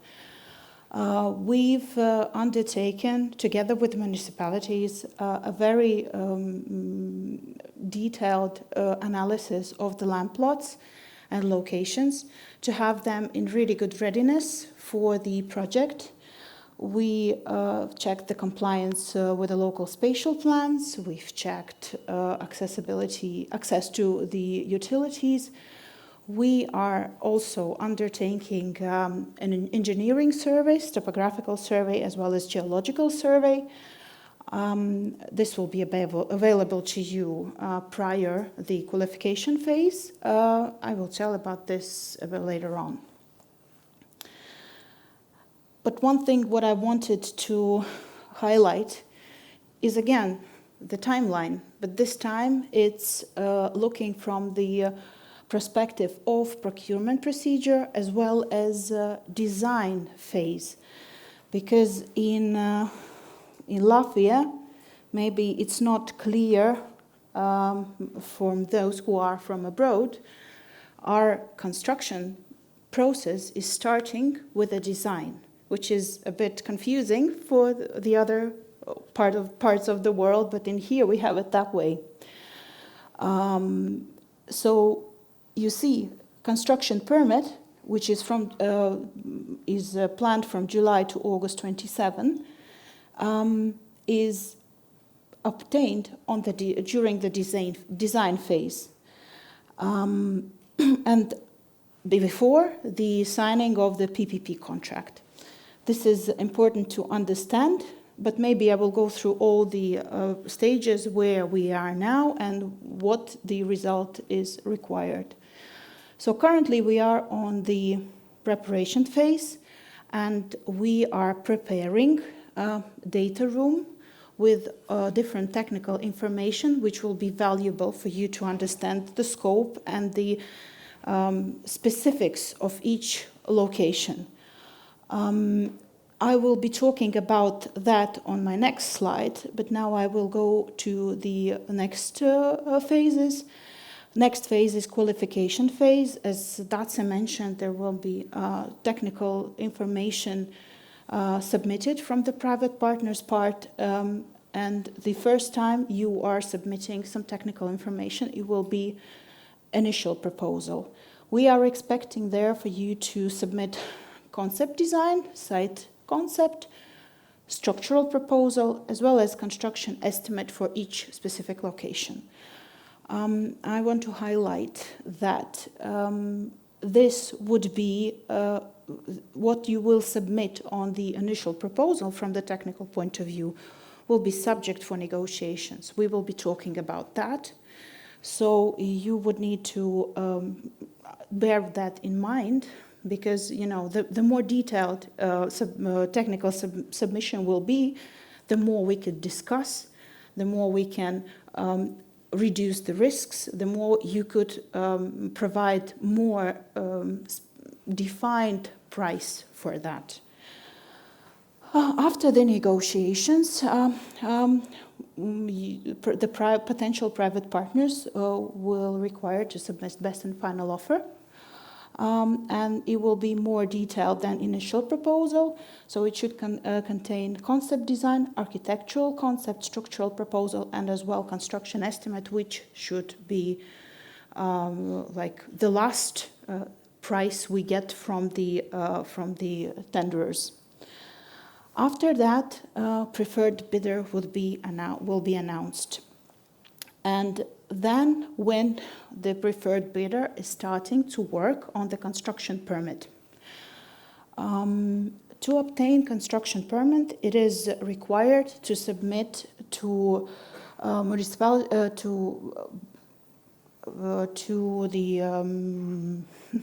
forgot the word, municipalities part, which is selecting the approving the project. You would need to submit a building design in the minimum composition as per Latvian regulation. This is the basis to obtain the construction permit. Basically, this is a lighter version of the construction project. After that, the PPP contract is signed after all due diligence and all the checks. And after that, construction design is submitted and the confirmation to initiate construction is given. As soon as you will prepare that design, as soon you will be able to go and dig and start the construction.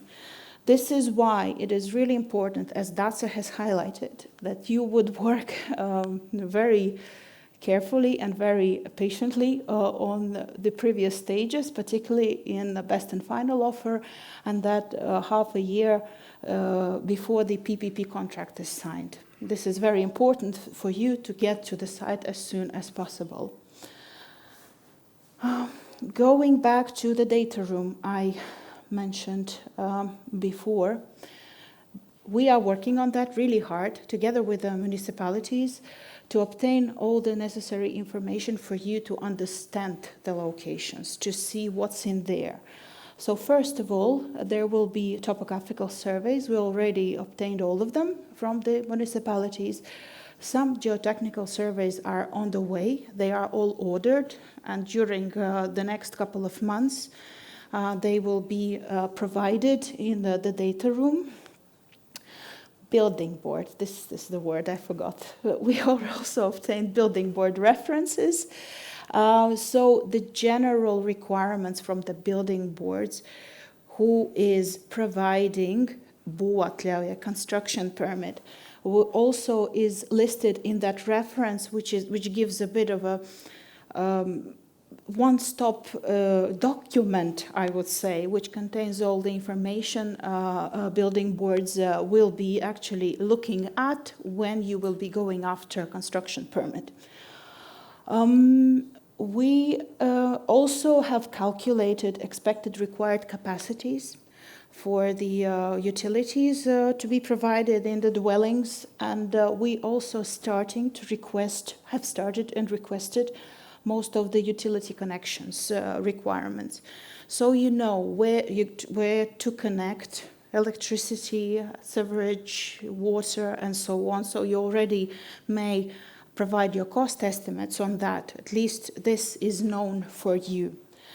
We also have prepared accommodation schedule with minimal requirements for each specific location. I will talk about this a bit more in details in here.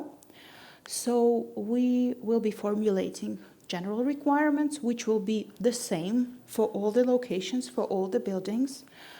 And there will be a list of the location-specific requirements. So it depends on the municipality, it depends on the land plot, it depends on other aspects. So this will be individual for each specific location and building. You may see them in general in here.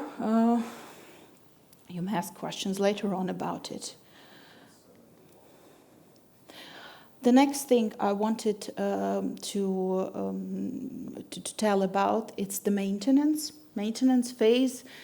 Well, usually on the beginning of the contract, everyone is concentrating on design and construction, but actually the most of the project life will be within the maintenance phase. and this is extremely important. And of course, how you will design and construct will affect your rest of the 23 years, and this is really, really important.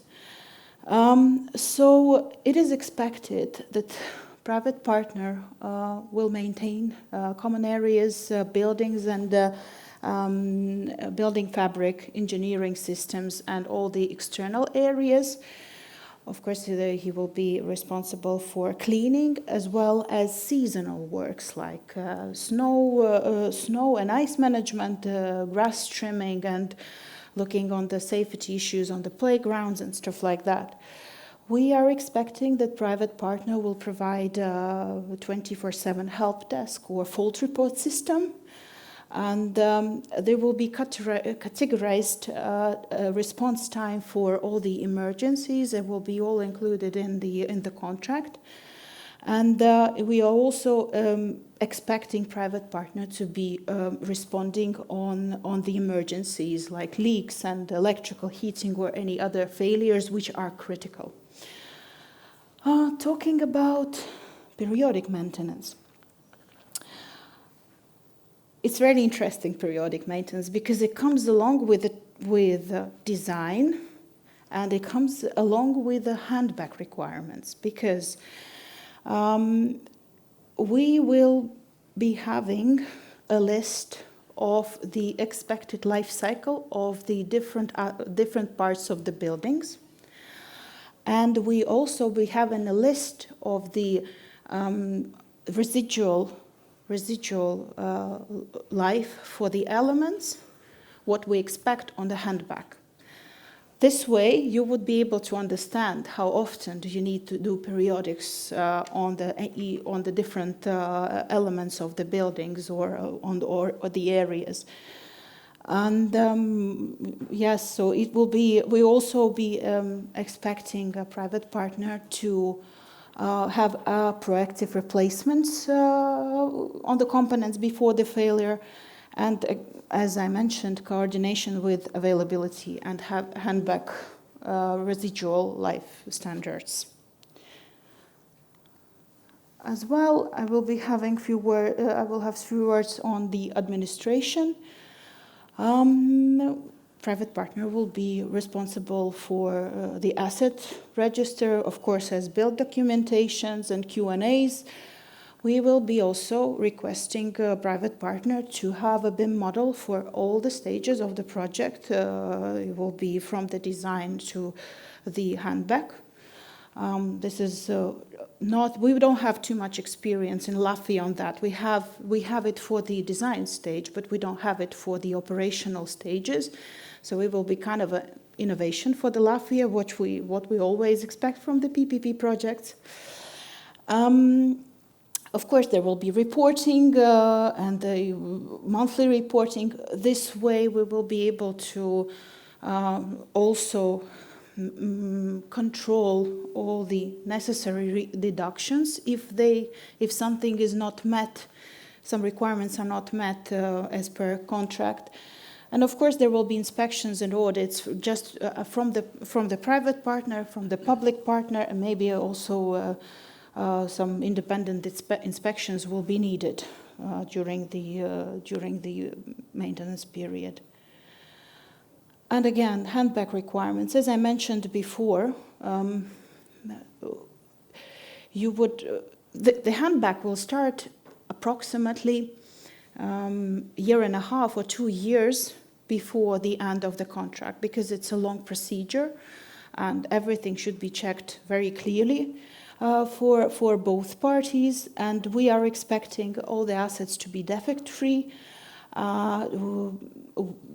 Performance standards and availability criteria also should be in place, and as well as residual life compliance, as I mentioned before, in the operational, in the periodic maintenance, as well as we will be having a back BIM model and all the Q and M manuals and warranties. And maintenance history is also needed. We hope that all the municipalities after the 25 years also will have this technology and will be able to take it over from the private partner. And there will be also independent technical surveys and final handback inspection on the contract expiry date. One thing that I haven't mentioned about data room. Data room will be available at the same time when prior information noticed on the date of the prior information notice, and it will be about 3 weeks before the qualification phase is announced. So don't look for that now. We want to get it ready as much as we can. So, but on the date of the prior information notice, it will be ready for everyone. You may request it through the State Real Estate webpage, as well by the same technology, Microsoft Forms, as you registered to this event. And the link will be provided to that information. Right, I think this is it. This is a disclaimer, really long. I think it will be in our presentations. You may read and be aware of it. And I think I'm done. Thank you, Marina. And we are entering the last questions and answers session. Mm-hmm.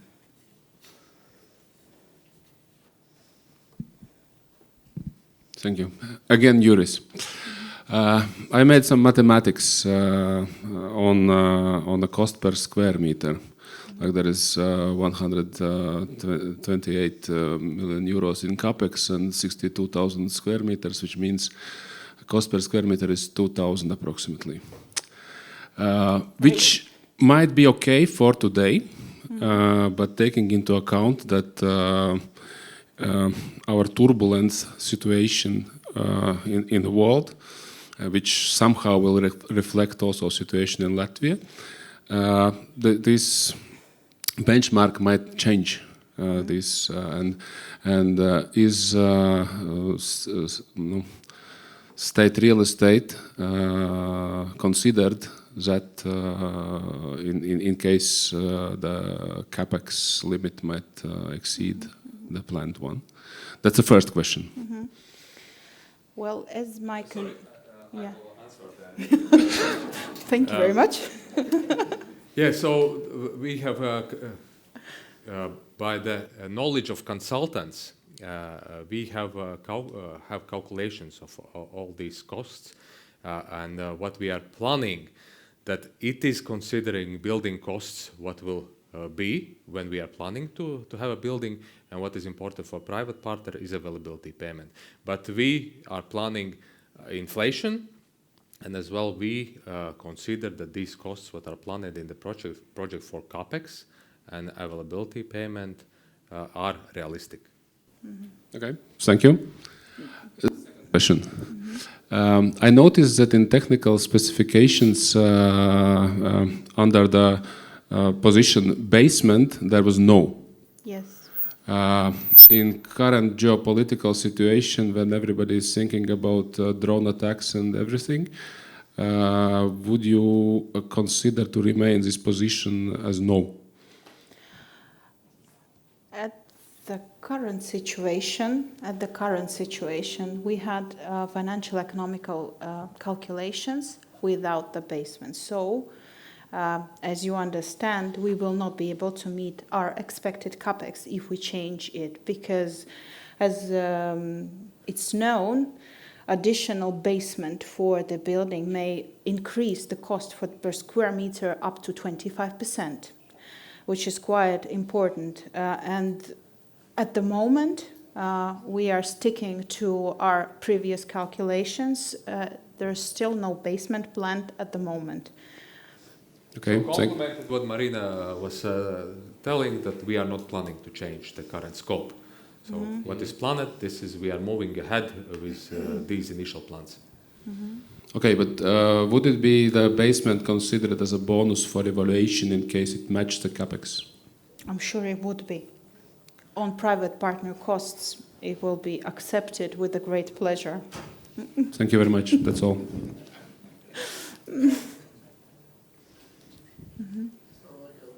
I got two questions. Maybe one is related to number of floors in Riga. So I know for wine pots, what is mentioned in this project, there are construction rights for 6 floors, but in table was just a 5.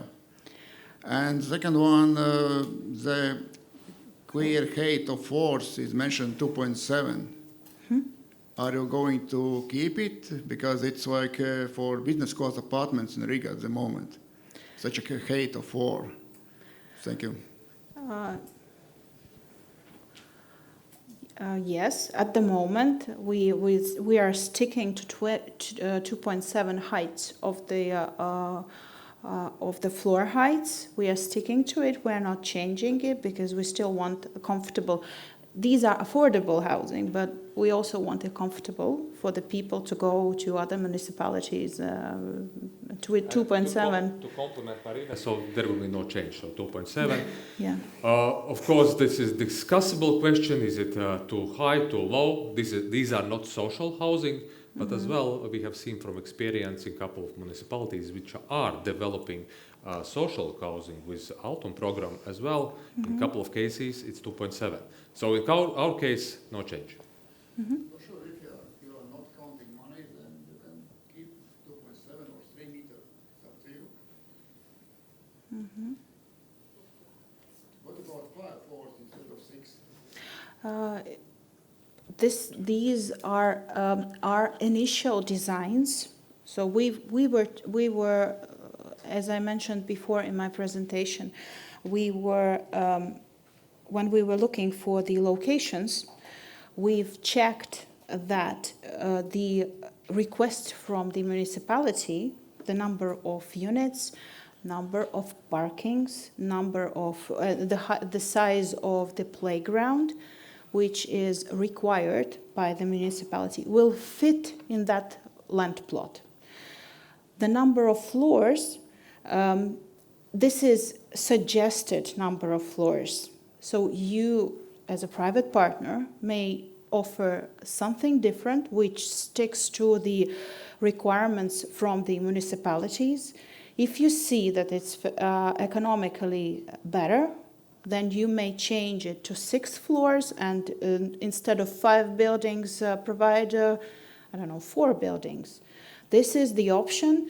This is the freedom private partners will have because you, the private partners, know better how it will be cheaper and more efficient to build as well as maintain. So this is not something which cannot be changed. This is just our offer, just our check that the land plot can carry that scope, but private partner may offer something different.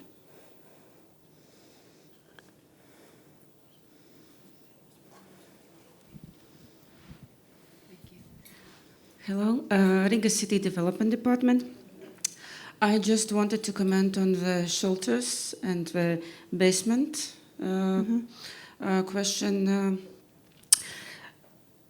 Starting from the 1st January next year, a new shelter construction standard is in force, and which makes the construction of shelters mandatory in a new public and residential apartment houses.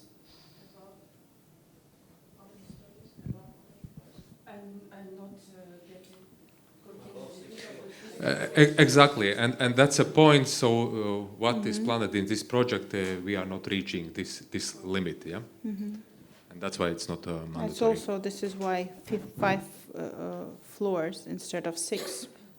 So understood, you would like to say that you as a state. Microphone. Okay, thank you. Who understood you as a state, as a partner would like to order from private partners buildings without shelters. Is it so? It is so. Okay, understood. Very responsible. This is similar what the private companies, and it's in this sense as a public partner, are doing. If you are not reaching the limit, you are not building the shelter. If you are reaching the limit, it's mandatory to build the shelter.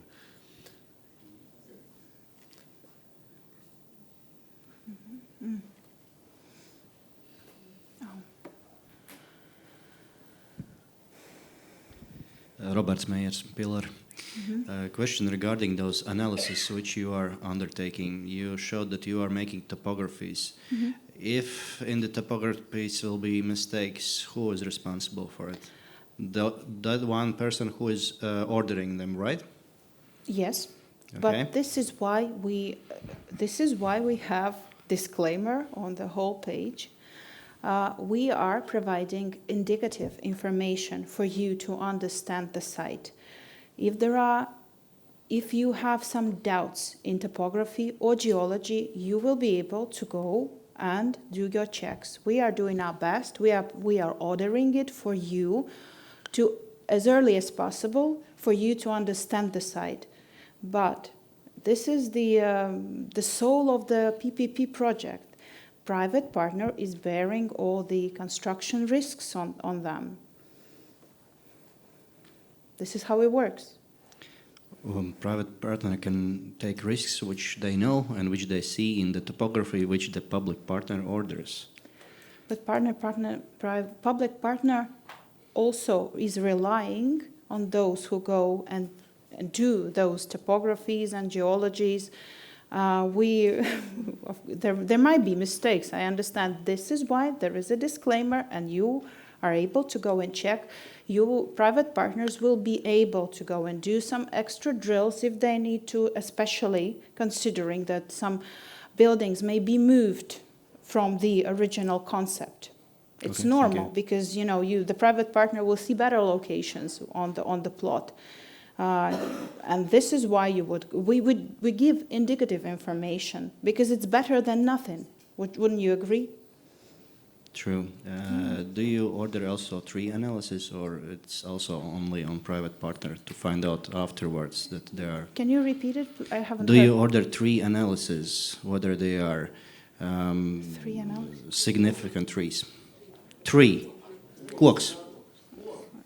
Yeah, of course, you will see them on the topography. Sorry, I didn't get No, there's specific document, tree analysis, where you can see whether it's important tree or not. Tree analysis. Yes. I'm sorry, I didn't get that. We will look on that. We will provide as much information as we can for the private partner. We still have time. We would do that. As a public partner, we are also very interested for that project to be on time. It's not only for the private partner to be responsible on the final date. We are also working on that, and we try to prepare all the information for you to reduce the time of preparation of the design. This is why we hear you, and thank you for your comments. It's really useful.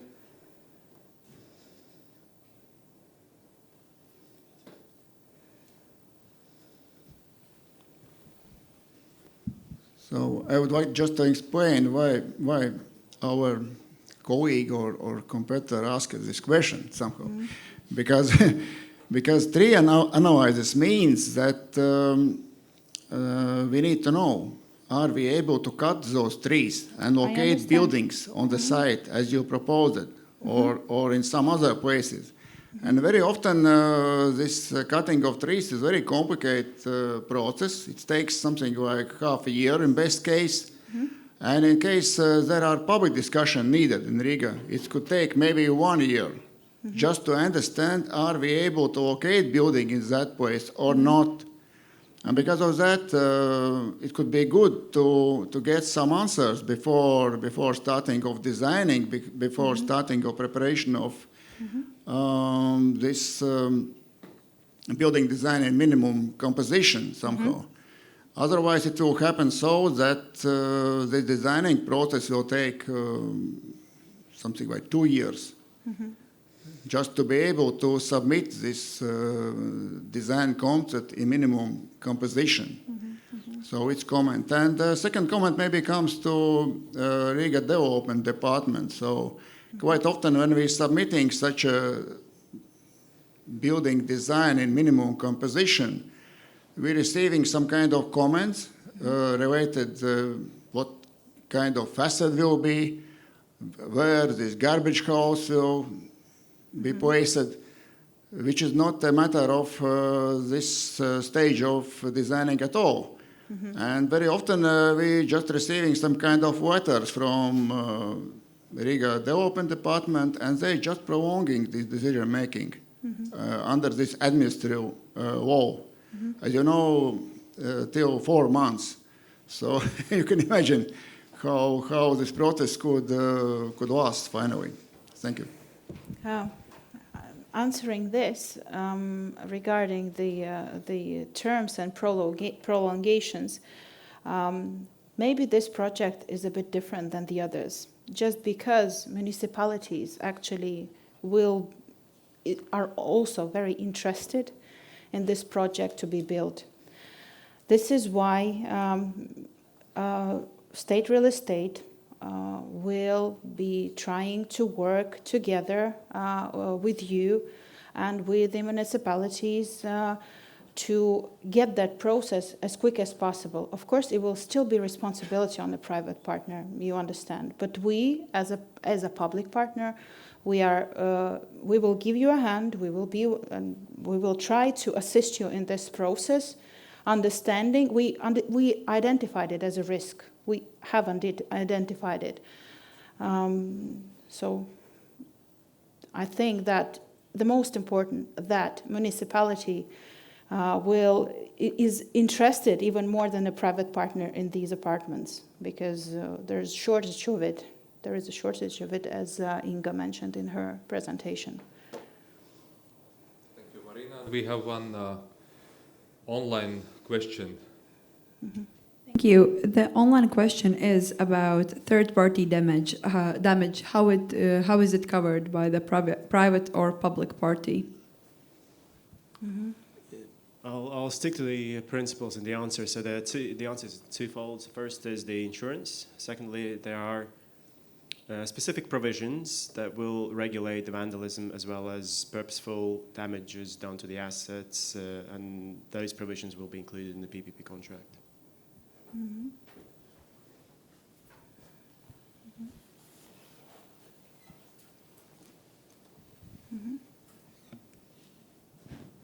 So if no more questions, thank you, Marina, for presentation.